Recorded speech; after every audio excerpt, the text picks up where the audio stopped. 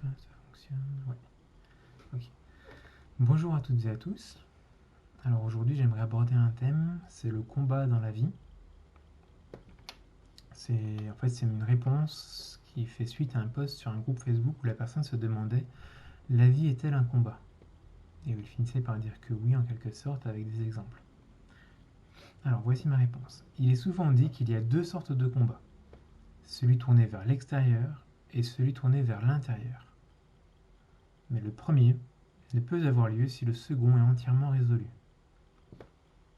Par ailleurs, le second, celui tourné donc vers l'intérieur, n'est pas un combat.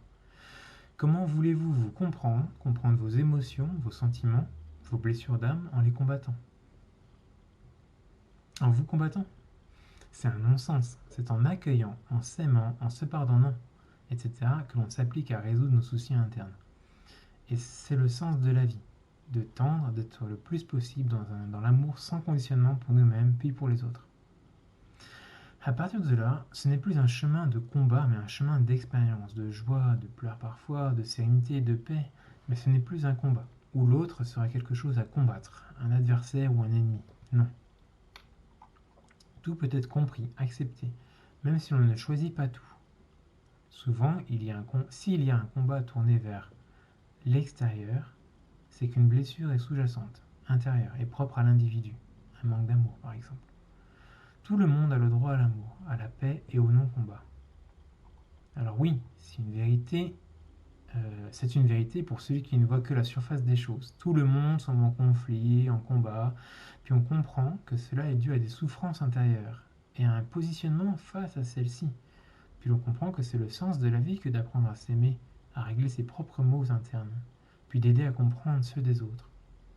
Leurs sentiments de trahison, de jugement, de rejet, d'abandon, d'humiliation, d'isolement, de manipulation, qui sont des blessures de l'âme qui peuvent être guéries et qui font agir les personnes en mode combat, cause d'injustice, d'impuissance, etc. Que même si l'autre semble nous trahir, par exemple, et que c'est vrai aussi pour l'aspect extérieur, que c'est notre croyance intérieure qui nous trahit. Que l'autre doit ou devrait agir ou nous donner de l'amour comme on l'entend et ne surtout pas aller dans le sens inverse de ce que l'on attend de lui. Cela, de ce que l'on croit qu'il doit me donner en fait. Cela est une croyance qui conditionne et qui fait dépendre l'amour que l'on me devrait à l'autre. Et cela est une trahison par nous-mêmes et envers nous-mêmes. L'amour le plus juste qui peut nous être donné, c'est par nous-mêmes avant tout. Ce n'est pas par l'autre, ce n'est pas à l'autre de satisfaire cela à chaque seconde, mais c'est à nous de le faire. Cela était pour la trahison, mais ça marche aussi pour toutes les autres blessures. Quand on sait que beaucoup de monde semble blessé, est blessé ou ignorant ou dans l'inconscience, alors on comprend que c'est de l'amour qu'il faut s'apporter et non un combat. Voilà, j'ai terminé. Je vous souhaite une bonne semaine et de l'amour. Au revoir.